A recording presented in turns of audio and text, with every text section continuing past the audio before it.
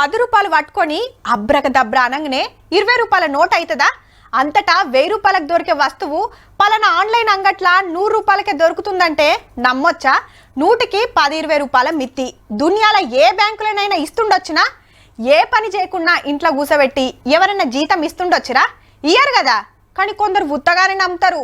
గసొంటోళ్ళు మస్తు మంది ఉన్నారని తెలియక గీ సార్కు ఫోన్ చేసిండ్రు పని మంతులు.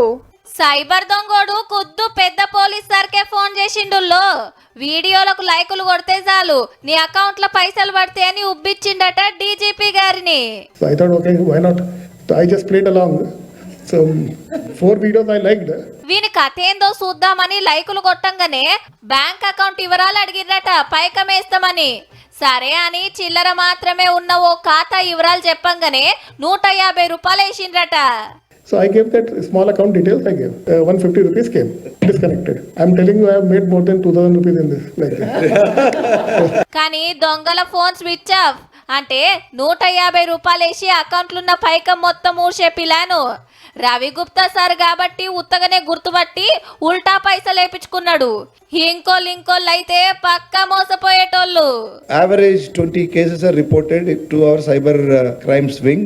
సిటీలా రోజుకు 20 కేసులు అవుతున్నాయంటే ఇజ్జత్ పోతుందని బయటికి చెప్పుకోనోళ్ళు 200 మంది ఉండొచ్చురు. బాగా చదివినోళ్ళు, తెలివిగల్లోళ్ళు, టెక్నాలజీ తెలిసినోళ్ళు అనుకున్నోళ్ళనే బోర్ల పడేస్తున్నారు అల్కగా.